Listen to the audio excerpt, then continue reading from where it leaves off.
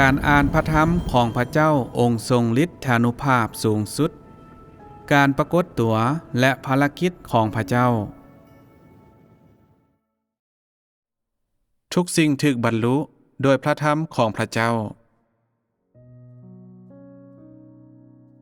พระเจ้ากล่าวพระธรรมของพระองค์และเฮ็ดภารกิจของพระองค์ตามยุคที่แตกต่างกันและในยุคที่แตกต่างกัน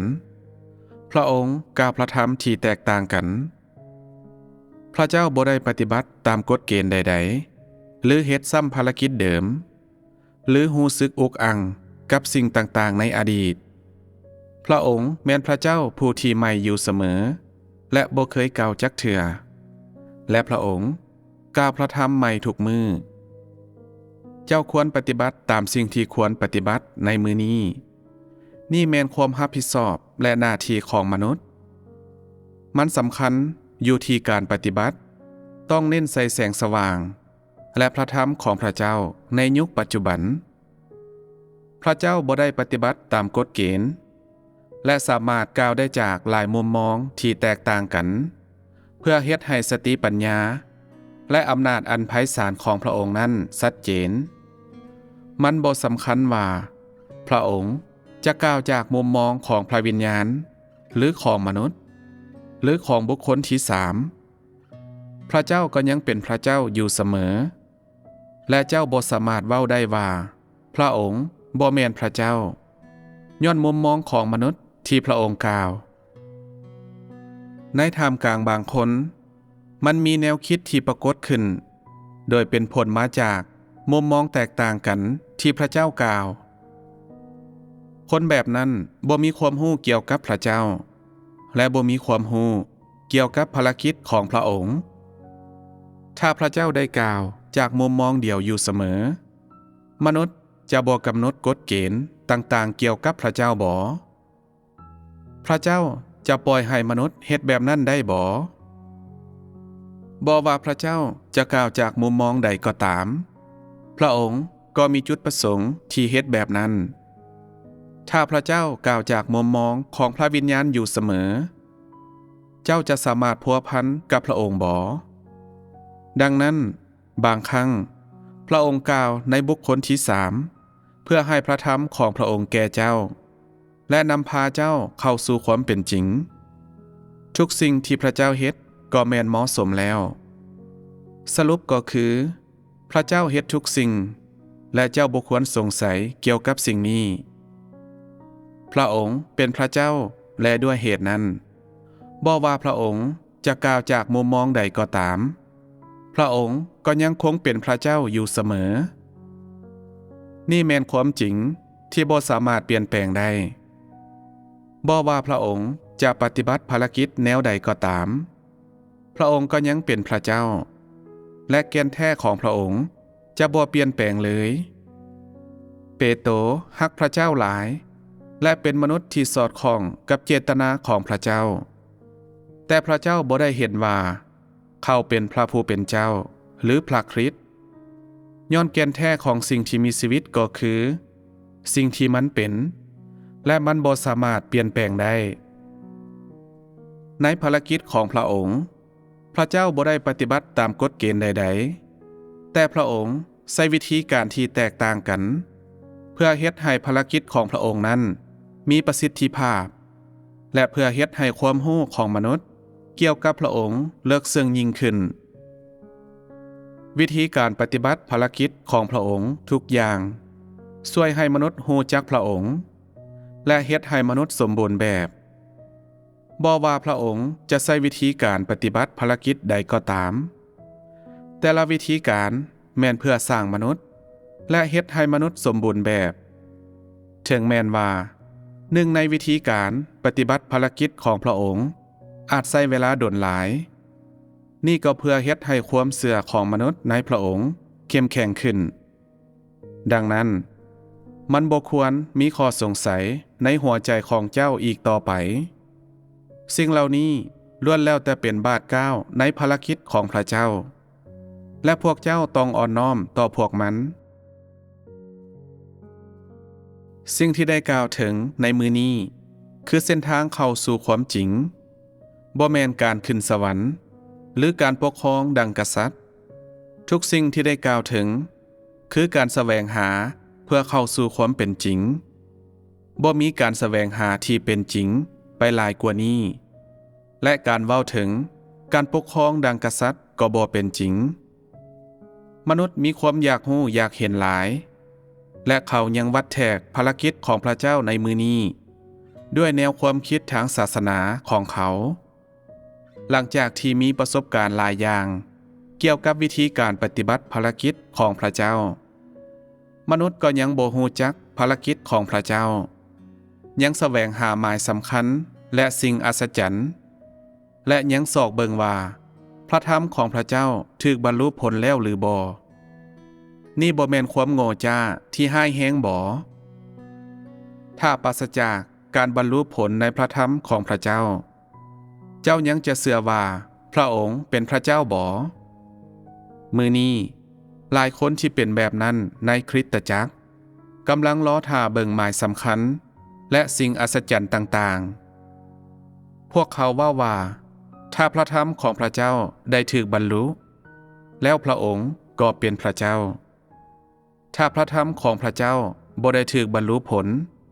แล้วพระองค์ก็บ่แม่นพระเจ้าแล้วเจ้าเชื่อในพระเจ้าย้อนการบรรลุผลในพระธรรมของพระองค์หรือย้อนว่าพระองค์เป็นพระเจ้าเองมุมมองของมนุษย์เกี่ยวกับความเชื่อในพระเจ้าต้องเฮ็ดให้ถูกต้องเมื่อเจ้าเห็นว่าพระธรรมของพระเจ้าบ่ได้ถูกบรรลุเจ้าก็แล่นหนีแล้วนี่แม่นความเชื่อในพระเจ้าบ่เมื่อเจ้าเชื่อในพระเจ้าเจ้าต้องปล่อยวางทุกสิ่งไว้กับความเมตตาของพระเจ้าและอ่อนน้อมต่อภารกิจทั้งหมดของพระเจ้าพระเจ้าได้กล่าวพระธรรมอย่างหลวงหลายในพันธสัญญาเดิมมีพระธรรมข้อใดที่เจ้าเห็นว่าถูกบรรลุผลด้วยตาของเจ้าเองเจ้าสามารถเว้าได้บ่ว่าพระเยโฮวาบ่แม่นพระเจ้าที่แท้จริงเพราะเจ้าบ่ได้เห็นสิ่งนั้นถึงแม้นว่าพระธรรมหลายข้อได้บรรลุผลแล้วมนุษย์ก็บ่สามารถแนมเห็นสิ่งนั้นได้อย่างแจ่มแจ้งเพราะมนุษย์บ่มีความจริงและบ่เข้าใจหยังเลยบางคนอยากแล่นหนีเมื่อพวกเขารู้สึกว่าพระธรรมของพระเจ้าบ่ได้ถูกบรรลุผลลองเฮ็ดเบิ่งว่าเจ้าสามารถแล่นหนีหรือบ่ถึงว่าจะได้แล่นหนีเจ้าก็ยังจะกลับคืนมา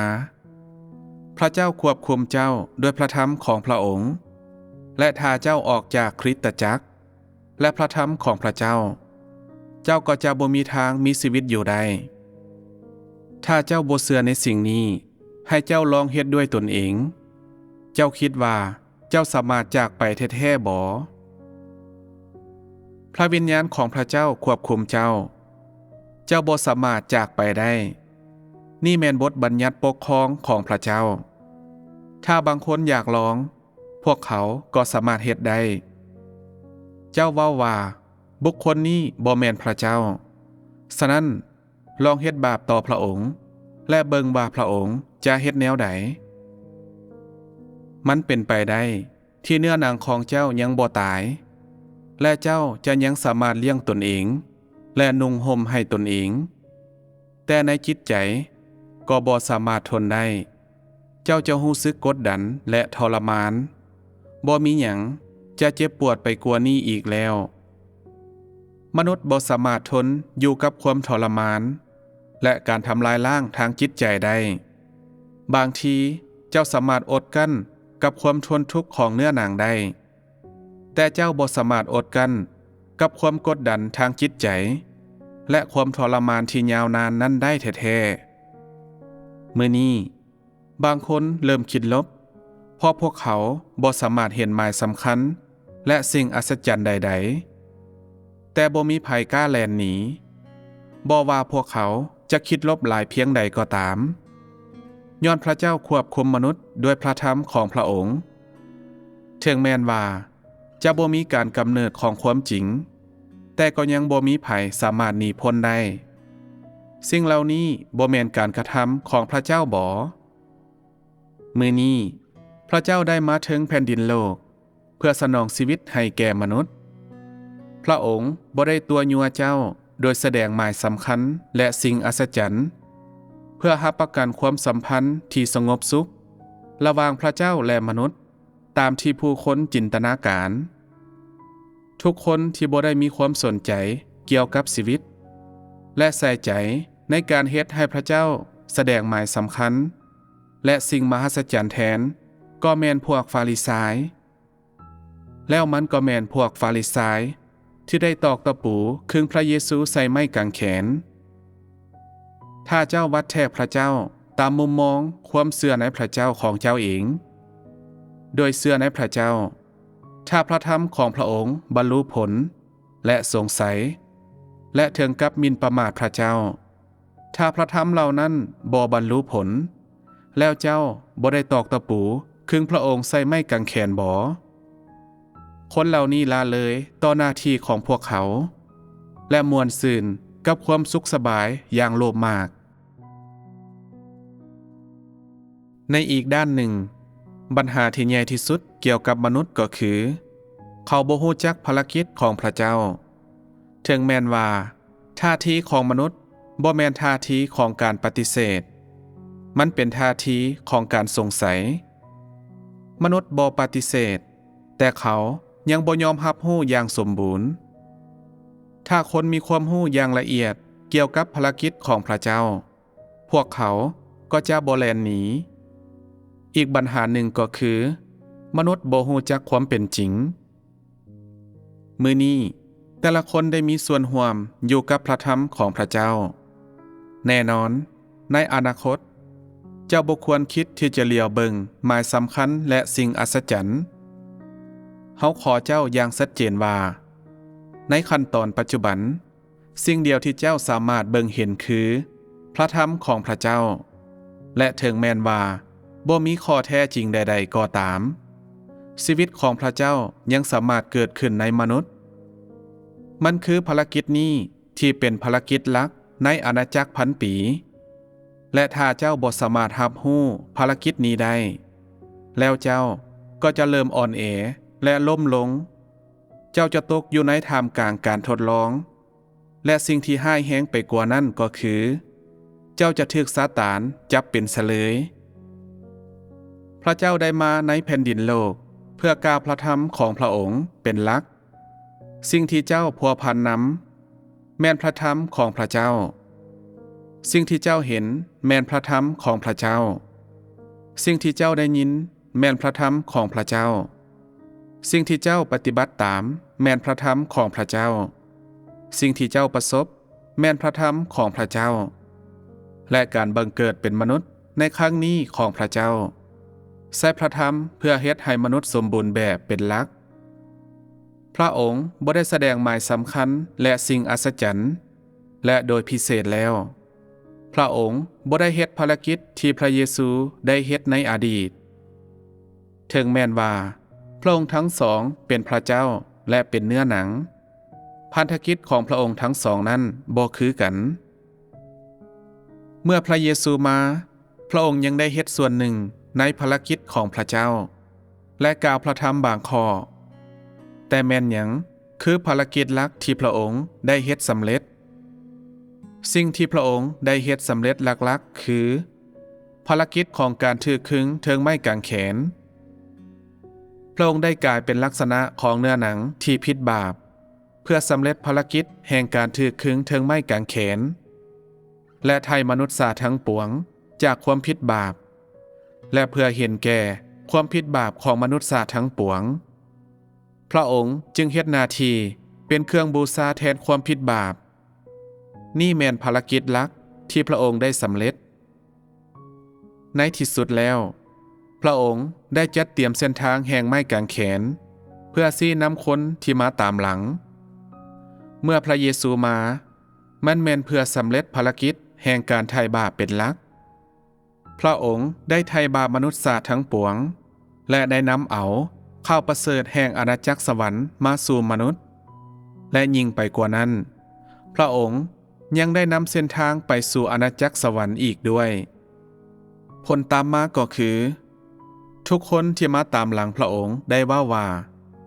พวกเฮาควรย่างตามเส้นทางแห่งไม้กางเขนและเสียสละตนเองเพื่อไม้กางเขนแน่นอนในเบื้องต้นพระเยซูยังได้เฮ็ดภารกิจอีกบางอย่างและกล่าวประทับบางข้อเพื่อเฮ็ดให้มนุษย์กลับใจและสารภาพความผิดบาปของเขาแต่พันธกิจของพระองค์ยังเป็นการถือครึงเทิงไม้กางเขนและ3 ปีครึ่งที่พระองค์ใช้ในการเทศนาคือการกาเกียมสำหรับการถือครึงเทิงไม้กางเขนที่ตามมาหลังจากนั้นหลายครั้งที่พระเยซูอธิษฐานแม่นเพื่อเห็นแก่การถือครึงเทิงไม้กางเขนชีวิตของมนุษย์ธรรมดาที่พระองค์มีและเวลา33 ปีครึ่งที่พระองค์ได้ดำรงชีวิตอยู่เทิงแผ่นดินโลกแม่นเพื่อเห็นแก่การสำเร็จภารกิจแห่งการถือครึงเทิงไม้กางเขนสิ่งเหล่านั้นแม่นเพื่อเฮ็ดให้พระองค์มีกำลังที่จะดำเนินภารกิจนี้ซึ่งเป็นภารกิจแห่งการถือครึงเทิงไม้กางเขนที่พระเจ้าได้ฝากฝังให้แก่พระองค์มื้อนี้แม่นหยังคือภารกิจที่พระเจ้าที่บังเกิดเป็นมนุษย์จะเฮ็ดให้สำเร็จมื้อนี้พระเจ้าได้กลายมาเป็นเนื้อหนังเพื่อสำเร็จภารกิจของพระธรรมที่ปรากฏในเนื้อหนังเป็นหลักนำใช้พระธรรมเพื่อเฮ็ดให้มนุษย์สมบูรณ์แบบและเฮ็ดให้มนุษย์ยอมรับการลี้หานจากพระธรรมและการหล่อหลอมจากพระธรรมในพระธรรมของพระองค์เฮ็ดให้เจ้าได้รับการจัดเกียมและรับเอาชีวิตในพระธรรมของพระองค์เจ้าจะเห็นภารกิจและการกระทำของพระองค์พระเจ้าใช้พระธรรมเพื่อตีสอนและหล่อหลอมเจ้าและด้วยเหตุนั้นถึงว่าเจ้าจะทนทุกข์กับความยากลำบากมันยังเป็นย้อนพระธรรมของพระเจ้ามื้อนี้พระเจ้าบ่ได้เฮ็ดภารกิจด้วยข้อแท้จริงแต่ใช้พระธรรมเพียงแต่หลังจากที่พระธรรมของพระองค์ได้มาถึงเจ้าพระวิญญาณบริสุทธิ์จึงสามารถปฏิบัติภารกิจภายในตัวเจ้าและเฮ็ดให้เจ้าอดทนกับความเจ็บปวดหรือรู้สึกถึงความหวานชื่นมีเพียงแต่พระธรรมของพระเจ้าเท่านั้นที่สามารถพาเจ้าไปสู่ความเป็นจริงได้และมีเพียงแต่พระธรรมของพระเจ้าเท่านั้นที่สามารถเฮ็ดให้เจ้าสมบูรณ์แบบได้แล้วด้วยเหตุนั้นอย่างน้อยที่สุดเจ้าก็ต้องเข้าใจในสิ่งนี้ภารกิจที่พระเจ้าปฏิบัติในยุคสุดท้ายคือการใช้พระธรรมของพระองค์เพื่อเฮ็ดให้ทุกคนสมบูรณ์และเพื่อนำพามนุษย์เป็นหลักภารกิจทั้งหมดที่พระองค์กระทำแม่นผ่านทางพระธรรมพระองค์บ่ได้ใช้ข้อแท้จริงเพื่อตีสอนเจ้ามีบางเวลาที่บางคนต่อต้านพระเจ้าบ่เฮ็ดให้เจ้ารู้สึกบ่สบายใจหลายเนื้อหนังของเจ้าบ่ได้ถูกตีสอนหรือเจ้าบ่ได้ทนทุกข์กับความยากลำบากแต่ทันทีที่พระธรรมของพระเจ้ามาถึงเจ้าและหล่อหลอมเจ้าก็บ่สามารถทนมันได้มันบ่ได้เป็นแบบนั้นบ่ในระหว่างเวลาของผู้ให้บริการพระเจ้าได้กล่าวเพื่อโยนมนุษย์ลงสู่ขุมลึกมนุษย์ได้ลงไปหอดขุมลึกแท้ๆบ่มีเพียงแต่ผ่านการใช้พระธรรม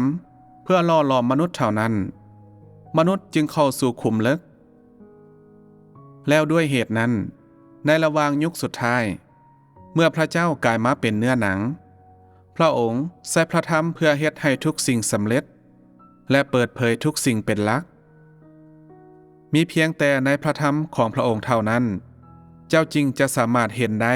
ในสิ่งที่พระองค์เป็นมีเพียงแต่ในพระธรรมของพระองค์เท่านั้นเจ้าจึงจะสามารถเห็นได้ว่าพระองค์เองเป็นพระเจ้าเมื่อพระเจ้าที่บังเกิดเป็นมนุษย์ลงมาถึงแผ่นดินโลกพระองค์บ่ได้ปฏิบัติภารกิจอื่นนอกจากกล่าวพระธรรมดังนั้นบ่จำเป็นต้องมีข้อแท้จริงพระธรรมเท่านั้นก็เพียงพอแล้วนั่นก็ย้อนว่าพระองค์ได้มาเพื่อปฏิบัติภารกิจนี้เป็นหลัก เพื่อเฮ็ดให้มนุษย์เบิ่งเห็นฤทธิ์อำนาจที่ยิ่งใหญ่และอำนาจสูงสุดของพระองค์ในพระธรรมของพระองค์เพื่อเฮ็ดให้มนุษย์เห็นความถ่อมตัวและความลี้ลับในพระธรรมของพระองค์ว่าเป็นแนวใดและเพื่อเฮ็ดให้มนุษย์รู้จักถึงความสมบูรณ์ของพระองค์ในพระธรรมของพระองค์สิ่งเดียวที่พระองค์มีและสิ่งเดียวที่พระองค์เป็นแม่นอยู่ในพระธรรมของพระองค์สติปัญญาและความมหัศจรรย์ของพระองค์แม่นอยู่ในพระธรรมของพระองค์ในสิ่งนี้เจ้าจะถูกเฮ็ดให้เห็นวิธีการที่หลากหลายในการกล่าวพระธรรมของพระเจ้าพระเจ้าได้เฮ็ดภารกิจเป็นเวลาดนนานส่วนใหญ่แม่นเป็นการสนองให้มนุษย์เพื่อเปิดโปงหรือลี้หานเขาพระเจ้าบ่ได้สาปแช่งคนแม่นแต่น้อยเดียวและถึงแม่นว่าพระองค์สาปแช่ง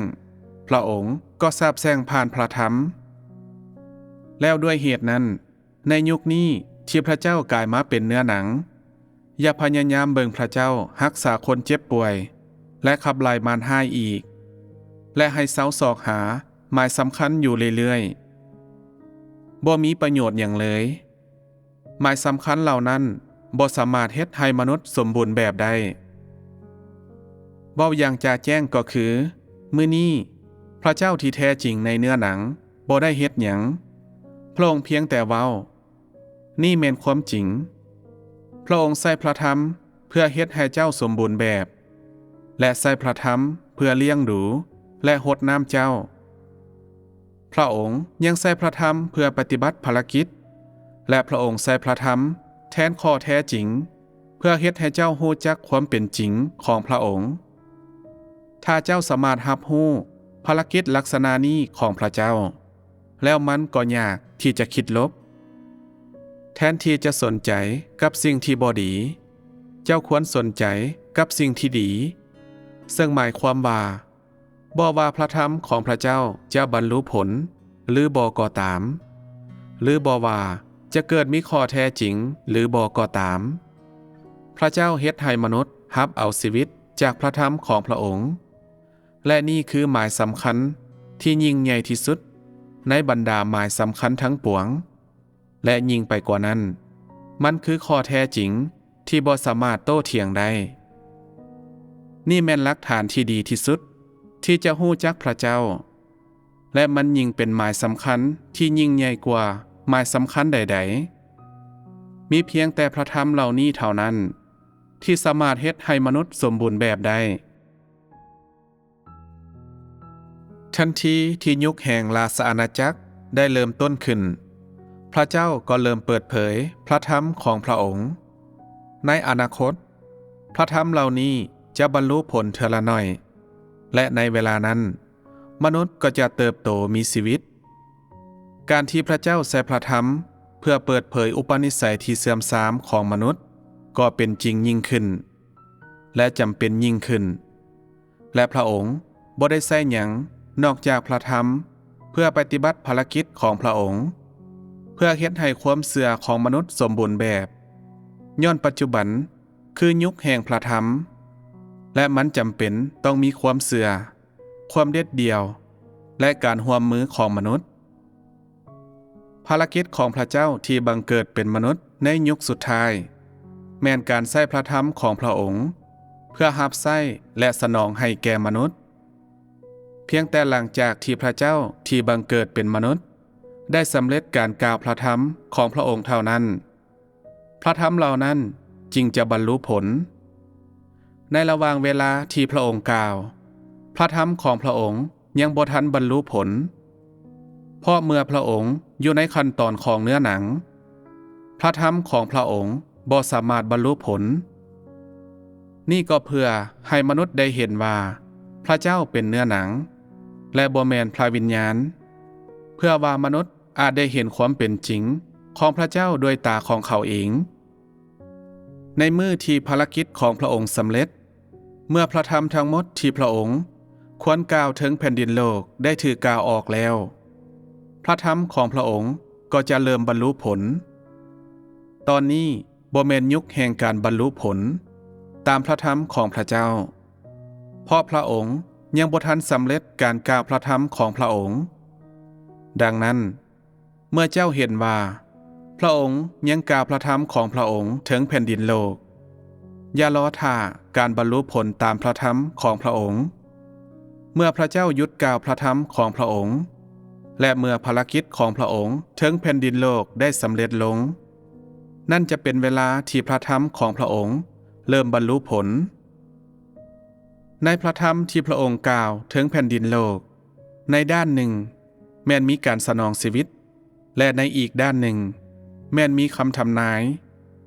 ซึ่งเป็นคำทำนายเกี่ยวกับสิ่งที่จะเกิดขึ้นสิ่งที่จะสำเร็จลงและสิ่งที่ยังบ่ทันถูกเฮ็ดให้สำเร็จเถื่อยังมีคำทำนายในพระธรรมของพระเยซูในด้านหนึ่งพระองค์ได้สนองชีวิตและในอีกด้านหนึ่งพระองค์ได้กล่าวคำทำนายมื้อนี้บ่มีการเว้าถึงการปฏิบัติพระธรรมและข้อแท้จริงเพราะมีความแตกต่างหลายเกินไประหว่างสิ่งที่ตาของมนุษย์เองสามารถเบิ่งเห็นได้และสิ่งที่พระเจ้าเฮ็ดสำเร็จมันสามารถเว้าได้ว่าทันทีที่ภารกิจของพระเจ้าได้สำเร็จลงพระธรรมของพระองค์ก็จะบรรลุผลและข้อแท้จริงก็จะเกิดขึ้นหลังจากพระธรรมในระหว่างยุคสุดท้ายพระเจ้าที่บังเกิดเป็นมนุษย์จะปฏิบัติพันธกิจแห่งพระธรรมถึงแผ่นดินโลกและในการปฏิบัติพันธกิจแห่งพระธรรมพระองค์เพียงแต่กล่าวพระธรรมและบ่ได้ใส่ใจเรื่องอื่นทันทีที่ภารกิจของพระเจ้าเปลี่ยนไปพระธรรมของพระองค์ก็จะเริ่มบรรลุผลมื้อนี้พระธรรมแม่นถูกนำใช้เพื่อเฮ็ดให้เจ้าสมบูรณ์แบบก่อนเมื่อพระองค์ได้รับสง่าราศีทั่วจักรวาลทั้งปวงภารกิจของพระองค์ก็จะสมบูรณ์นั่นก็คือพระธรรมทั้งหมดที่ควรกล่าวก็จะได้ถูกกล่าวและพระธรรมทั้งหมดจะกลายมาเป็นข้อแท้จริงพระเจ้าได้มาถึงแผ่นดินโลกในระหว่างยุคสุดท้ายเพื่อปฏิบัติพันธกิจแห่งพระธรรมเพื่อว่ามนุษยชาติอาจรู้จักพระองค์และเพื่อว่ามนุษยชาติอาจเห็นสิ่งที่พระองค์เป็นและเห็นถึงสติปัญญาของพระองค์และการกระทำอันอัศจรรย์ทั้งหมดของพระองค์จากพระธรรมของพระองค์ในยุคแห่งราชอาณาจักรพระเจ้าใส่พระธรรมเพื่อเอาชนะมนุษยชาติทั้งปวงเป็นหลักในอนาคตพระธรรมของพระองค์จะมาถึงทุกศาสนาทุกแขนงการทุกศาสตร์และทุกนิกายพระเจ้าใส่พระธรรมเพื่อเอาชนะเฮ็ดให้มนุษย์ทุกคนเห็นว่าพระธรรมของพระองค์มีสิทธิอำนาจและความยิ่งใหญ่แล้วด้วยเหตุนั้นมื้อนี้พวกเจ้าเพียงแต่เผชิญหน้ากับพระธรรมของพระเจ้าเท่านั้นพระธรรมที่พระเจ้าได้กล่าวในยุคนี้แม้นแตกต่างจากพระธรรมที่ได้กล่าวในยุคแห่งพระบัญญัติและด้วยเหตุนั้นพระธรรมดังกล่าวก็แตกต่างจากพระธรรมที่ได้กล่าวในยุคแห่งพระคุณเช่นกันในยุคแห่งพระคุณพระเจ้าบ่ได้เฮ็ดภารกิจแห่งพระธรรม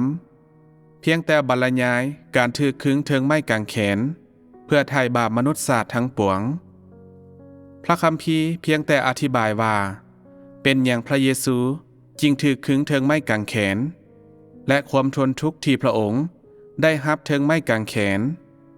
และวิธีที่มนุษย์ควรถูกขึงเทิงไม้กางเขนเพื่อพระเจ้า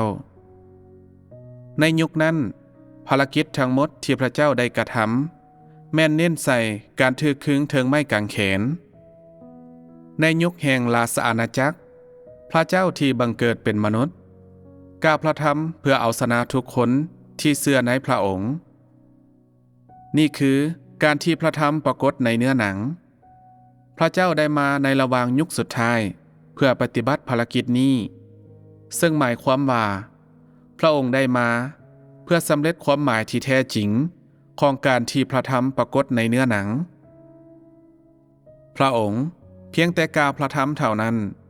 และเกือบบ่มีการแสดงข้อแท้จริงเลยนี่คือแก่นแท้ที่แท้จริง ของการที่พระธรรมปรากฏในเนื้อหนังและเมื่อพระเจ้าที่บังเกิดเป็นมนุษย์กล่าวพระธรรมของพระองค์นี่คือการปรากฏตัวของพระธรรมในเนื้อหนังและเป็นการที่พระธรรมเข้ามาในเนื้อหนังในต้นเดิมนั้นทรงเป็นพระธรรมอยู่แล้วและพระธรรมทรงอยู่กับพระเจ้าและพระธรรมทรงเป็นพระเจ้าและพระธรรมทรงบังเกิดเป็นมนุษย์นี่คือแม่นภารกิจที่พระเจ้าจะสำเร็จในยุคสุดท้ายและเป็นบทสุดท้ายของแผนการคุ้มครองทั้งหมดของพระองค์แล้วด้วยเหตุนั้นพระเจ้าต้องได้มาถึงแผ่นดินโลกและสำแดงพระธรรมของพระองค์ในเนื้อหนังนั่นคือสิ่งที่ได้สำเร็จในมื้อนี้สิ่งที่จะสำเร็จในอนาคตสิ่งที่พระเจ้าจะเฮ็ดให้สำเร็จจุดหมายปลายทางสุดท้ายของมนุษย์คนที่จะถูกช่วยให้หลอดพ้นคนที่จะถูกทำลายและอื่นๆอีกภารกิจทั้งหมดนี้ที่ควรบรรลุในที่สุดก็ล้วนแล้วแต่ถูกระบุไว้อย่างชัดเจนแล้วและทั้งหมดนั้นแม่นเพื่อบรรลุความหมายที่แท้จริงของการที่พระธรรมปรากฏในเนื้อหนังบทบัญญัติบริหารและรัฐธรรมนูญที่ได้ออกก่อนหน้านี้บรรดาผู้ที่จะถูกทำลายบรรดาผู้ที่จะเข้าไปสู่การพักผ่อนพระธรรมทั้งหมดเหล่านี้ต้องบรรลุผลนี่แม่นภารกิจที่พระเจ้าที่บังเกิดเป็นมนุษย์ได้สำเร็จเป็นหลักในระหว่างยุคสุดท้ายพระองค์เฮ็ดให้ผู้คนเข้าใจว่าบรรดาผู้ที่พระเจ้าได้กำหนดไว้ล่วงหน้านั้นอยู่ไสและบรรดาผู้ที่พระเจ้าบ่ได้กำหนดไว้ล่วงหน้านั้นอยู่ไสวิธีที่ผู้คนและลูกชายของพระองค์จะถูกจัดประเภทแม่นหยังจะเกิดขึ้นกับอิสราเอลแม่นหยังจะเกิดขึ้นกับอียิปต์ในอนาคตพระธรรมเหล่านี้ทุกข้อจะบรรลุผลความไวภารกิจของพระเจ้ากำลังเพิ่มขึ้นพระเจ้าใส่พระธรรมเป็นวิธีการเพื่อเปิดเผยให้มนุษย์รู้ว่ามีหยังแดที่ต้องสำเร็จในแต่ละยุคมีหยังแดที่พระเจ้าที่บังเกิดเป็นมนุษย์ต้องเฮ็ดให้สำเร็จในระหว่างยุคสุดท้ายและพันธกิจที่พระองค์ต้องได้ปฏิบัติและพระธรรมทั้งหมดเหล่านี้แม่นเพื่อบรรลุความหมายที่แท้จริงของการที่พระธรรมปรากฏในเนื้อหนังเฮาได้กล่าวไว้ก่อนหน้านี้แล้วว่าทุกคนที่ใส่ใจกับการเหลียวเบิ่งหมายสำคัญและสิ่งอัศจรรย์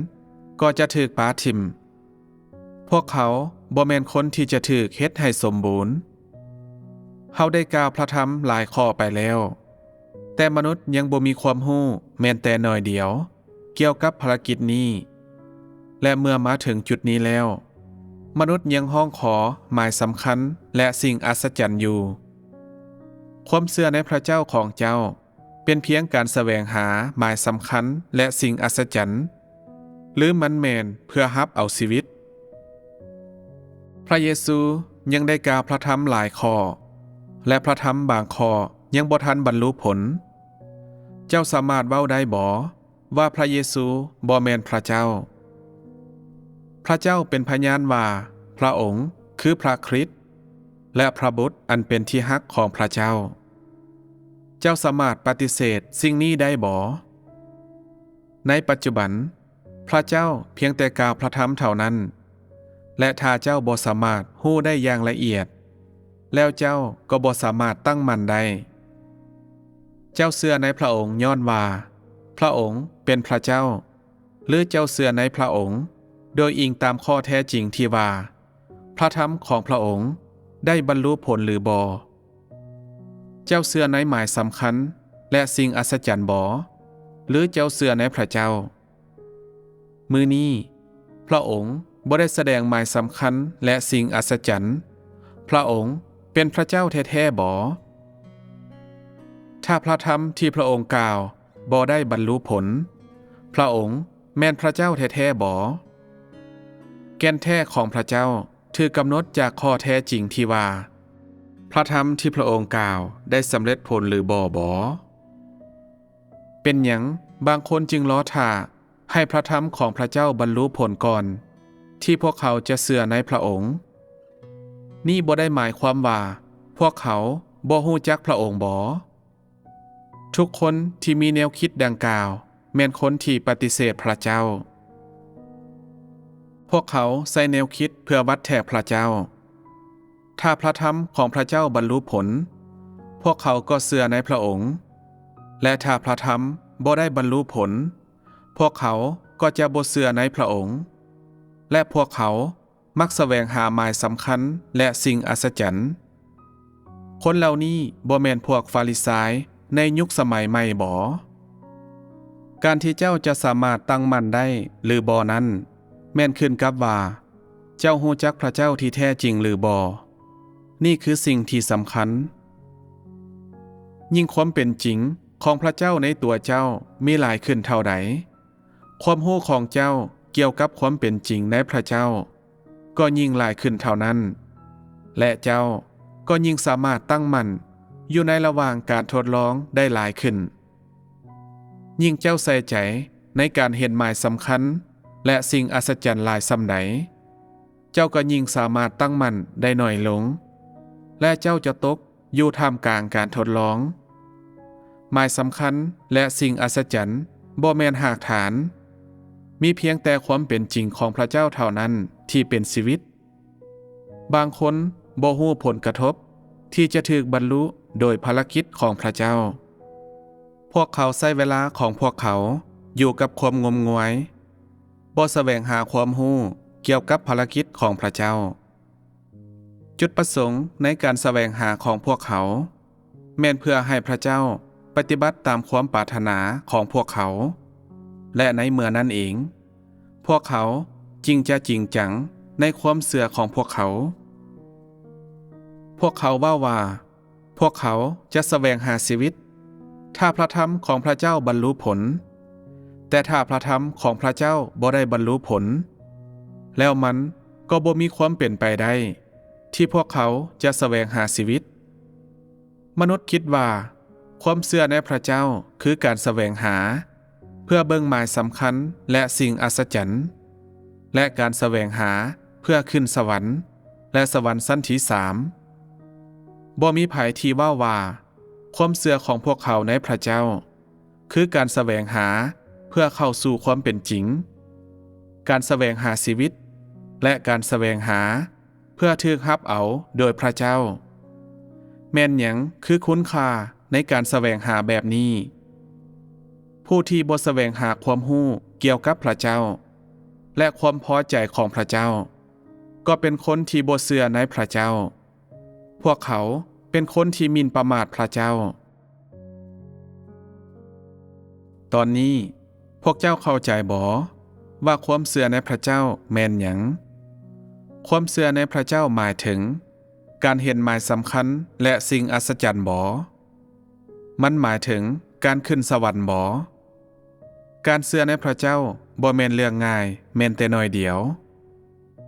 การปฏิบัติทางศาสนาเหล่านั้นควรถูกลบล้างออกการแสวงหาการรักษาคนเจ็บป่วยการขับไล่มารร้าย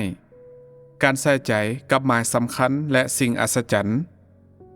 การปรารถนาเพื่อหวังรับพระคุณของพระเจ้าความสงบสุขและความสุขใจหลายขึ้นการแสวงหาความขาดหวังและความสุขสบายของเนื้อหนังสิ่งเหล่านี้แม่นการปฏิบัติทางศาสนาและการปฏิบัติทางศาสนาดังกล่าวคือความเชื่อประเภทที่เลื่อนลอยมื้อนี้ความเชื่อที่แท้จริงในพระเจ้าแม่นหยังมันคือการรับเอาพระธรรมของพระเจ้าให้เป็นชีวิตความเป็นจริงของเจ้าและการรู้จักพระเจ้าจากพระธรรมของพระองค์เพื่อบรรลุความรักที่แท้จริงต่อพระองค์เพื่อจะเว้าอย่างแจ้งแจ้งก็คือความเชื่อในพระเจ้าแม่นเพื่อให้เจ้าอ่อนน้อมต่อพระเจ้ารักพระเจ้าและปฏิบัติหน้าที่ที่สิ่งถูกสร้างของพระเจ้าควรปฏิบัตินี่คือจุดประสงค์ของการเชื่อในพระเจ้าเจ้าต้องบรรลุความรู้เกี่ยวกับความเป็นตาฮักของพระเจ้าพระเจ้าสมควรแก่การเคารพนับถือส่ำใด และในสิ่งถึกสร้างของพระองค์พระเจ้าปฏิบัติภารกิจแห่งการไถ่บาปและเฮ็ดให้พวกเขาสมบูรณ์แนวใดสิ่งเหล่านี้คือพื้นฐานที่แท้จริงในความเชื่อของเจ้าในพระเจ้าความเชื่อในพระเจ้าคือการเปลี่ยนจากชีวิตของเนื้อหนังไปสู่ชีวิตแห่งการฮักพระเจ้าเป็นหลักจากการดำรงชีวิตภายในความเสื่อมทรามไปสู่การดำรงชีวิตภายในชีวิตแห่งพระธรรมของพระเจ้ามันคือการออกจากการอยู่ภายใต้อำนาจของซาตานและการดำรงชีวิตภายใต้การดูแลและการปกป้องของพระเจ้ามันคือการที่สามารถบรรลุความอ่อนน้อมต่อพระเจ้าและบ่แม่นความอ่อนน้อมต่อเนื้อหนังมันคือการปล่อยให้พระเจ้ารับเอาหัวใจทั้งหมดของเจ้าอนุญาตให้พระเจ้าเฮ็ดให้เจ้าสมบูรณ์แบบและปลดปล่อยตัวเจ้าเองออกจากอุปนิสัยที่เสื่อมทรามแบบซาตานความเชื่อในพระเจ้าแม่นเพื่อให้ฤทธิ์อำนาจที่ยิ่งใหญ่และสง่าราศีของพระเจ้าจะได้สำแดงออกในตัวเจ้าเป็นหลักเพื่อว่าเจ้าอาจเฮ็ดตามความประสงค์ของพระเจ้าและสำเร็จแผนการของพระเจ้าและสามารถเป็นพยานให้แก่พระองค์ต่อหน้าซาตานความเชื่อในพระเจ้าบ่ควรเกี่ยวกับความปรารถนาที่จะเบิ่งเห็นหมายสำคัญและสิ่งอัศจรรย์หรือมันบ่ควรเห็นแก่เนื้อหนังส่วนตัวของเจ้ามันควรเกี่ยวกับการแสวงหาความรู้เกี่ยวกับพระเจ้าและการที่สามารถอ่อนน้อมต่อพระเจ้าและการเชื่อฟังพระองค์จนถึงตายเช่นเดียวกับเปโตรสิ่งเหล่านี้คือจุดประสงค์หลักของการเชื่อในพระเจ้าคนหนึ่งกินและดื่มพระธรรมของพระเจ้าเพื่อรู้จักพระเจ้าและเฮ็ดให้พระองค์พอใจการกินและการดื่มพระธรรมของพระเจ้าเฮ็ดให้เจ้ามีความรู้หลายขึ้นเกี่ยวกับพระเจ้าเพียงแต่หลังจากนั้นเจ้าจึงสามารถอ่อนน้อมต่อพระเจ้าได้ด้วยความรู้เกี่ยวกับพระเจ้าเท่านั้นเจ้าจึงสามารถฮักพระองค์ได้และนี่คือเป้าหมายที่มนุษย์ควรมีในความเชื่อของเขาต่อพระเจ้าในความเชื่อของเจ้าในพระเจ้าถ้าเจ้าพยายามเห็นหมายสำคัญและสิ่งอัศจรรย์อยู่เสมอแล้วมุมมองความเชื่อในพระเจ้าแบบนี้ก็บ่ถูกต้องความเชื่อในพระเจ้าคือการยอมรับพระธรรมของพระเจ้าให้เป็นชีวิตความเป็นจริงเป็นหลัก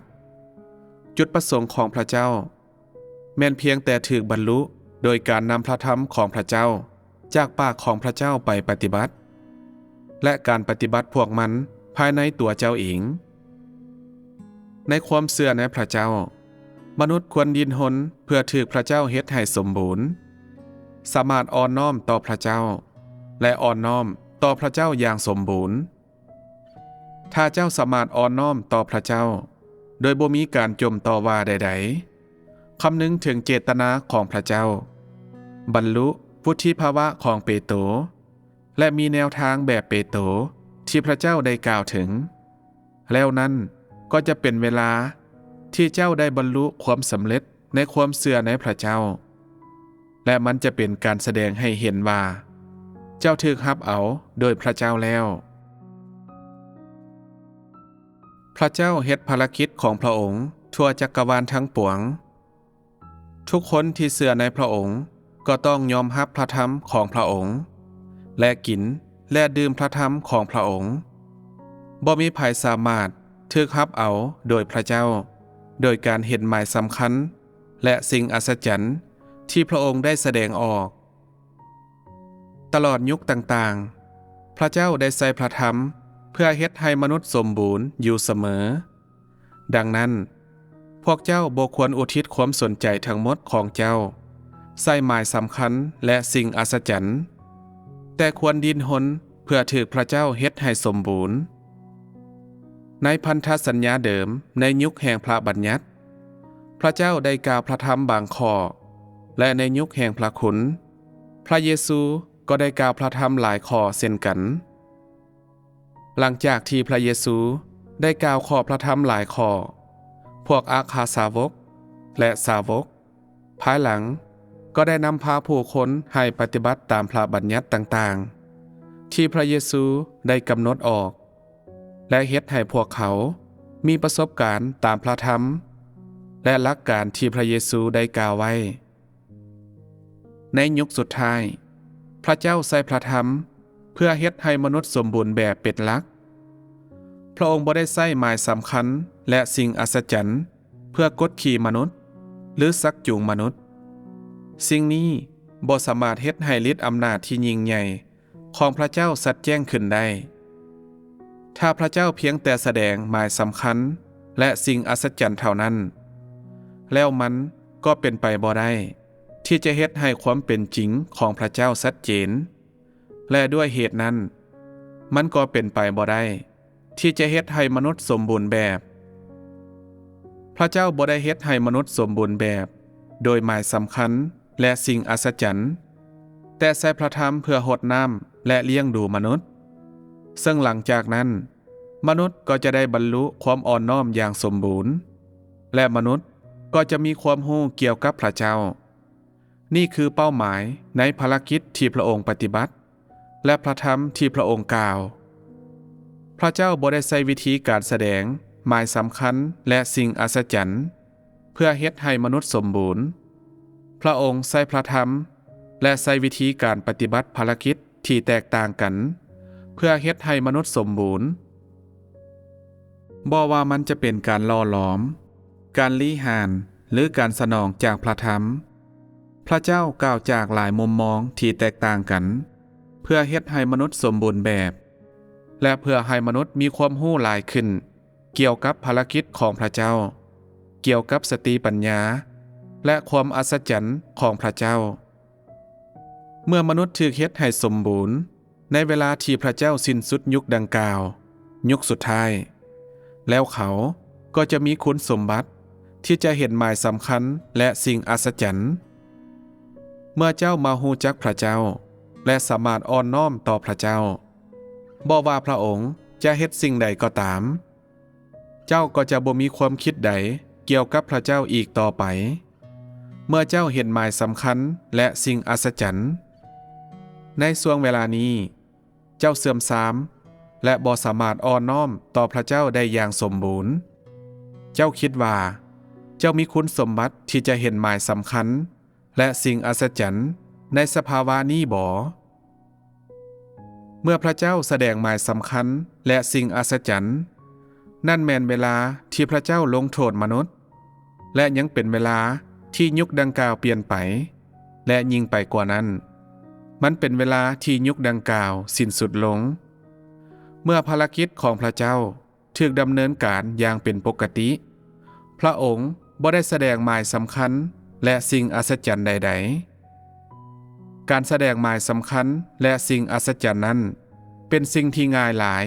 จนเป็นตาหัวสำหรับพระองค์แต่นั้นบ่แม่นหลักการในภารกิจของพระเจ้าหรือมันบ่แม่นเป้าหมายของการคุ้มครองมนุษย์ของพระเจ้าถ้ามนุษย์ได้เห็นหมายสำคัญและสิ่งอัศจรรย์และถ้าห่างกายฝ่ายวิญญาณของพระเจ้าปรากฏตัวต่อมนุษย์ทุกคนจะบ่เชื่อในพระเจ้าบ่เฮาได้กล่าวไว้ก่อนหน้านี้แล้วว่า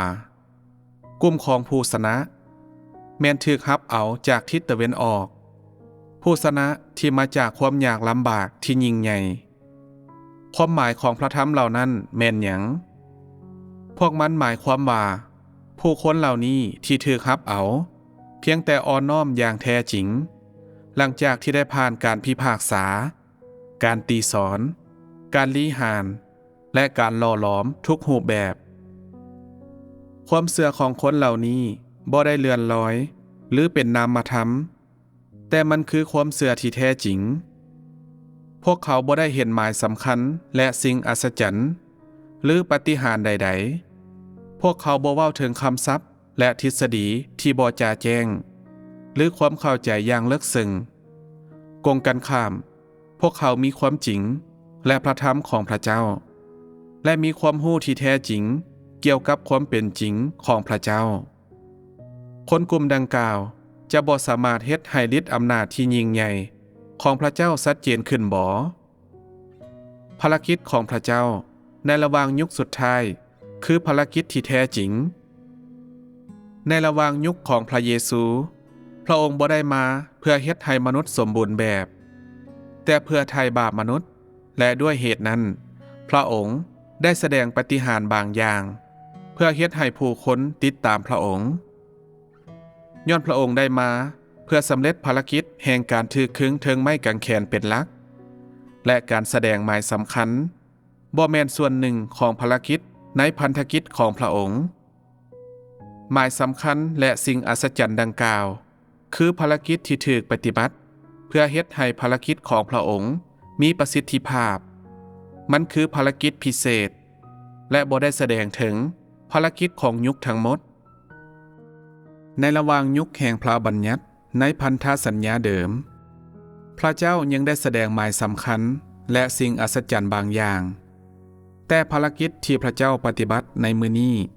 คือภารกิจแท้จริงและพระองค์จะบ่แสดงหมายสำคัญและสิ่งอัศจรรย์ใดๆในตอนนี้อย่างแน่นอน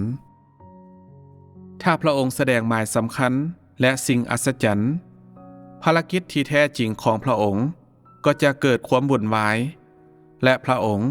ก็จะบ่สามารถปฏิบัติภารกิจใดๆอีกต่อไป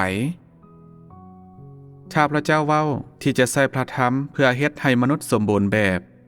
แต่ยังแสดงหมายสำคัญและสิ่งอัศจรรย์แล้วมันจะถูกเฮ็ดให้ชัดเจนได้บ่ว่ามนุษย์เชื่อในพระองค์หรือบ่ดังนั้นพระเจ้าบ่ได้เฮ็ดสิ่งดังกล่าวมีศาสนาหลายเกินไปภายในมนุษย์พระเจ้าได้มาในระหว่างยุคสุดท้ายเพื่อกำจัดแนวความคิดทางศาสนาและสิ่งเหนือธรรมชาติทั้งหมดภายในมนุษย์และเฮ็ดให้มนุษย์รู้จักความจริงของพระเจ้าพระองค์ได้มาเพื่อกำจัดรูปภาพของพระเจ้าที่คลุมเครือและเป็นเพียงจินตนาการและสามารถเว้าได้ว่าบ่มีตัวตนเลยดังนั้นตอนนี้สิ่งเดียวที่มีคุณค่าก็คือให้เจ้ามีความรู้เกี่ยวกับความจริงความจริงจะลบล้างทุกสิ่งมื้อนี้เจ้ามีความจริงหลายปานใดทุกสิ่งที่แสดงหมายสำคัญและสิ่งอัศจรรย์แม่นพระเจ้าบ่วิญญาณชั่วร้ายยังสามารถแสดงหมายสำคัญและสิ่งอัศจรรย์เช่นกันพวกมันทั้งหมดแม่นพระเจ้าบ่ในความเชื่อของเขาในพระเจ้าสิ่งที่มนุษย์ค้นหาคือความจริงและสิ่งที่เขาแสวงหาคือชีวิตแทนที่จะเป็นหมายสำคัญและสิ่งอัศจรรย์สิ่งนี้ควรเป็นเป้าหมายของทุกคนที่เชื่อในพระเจ้า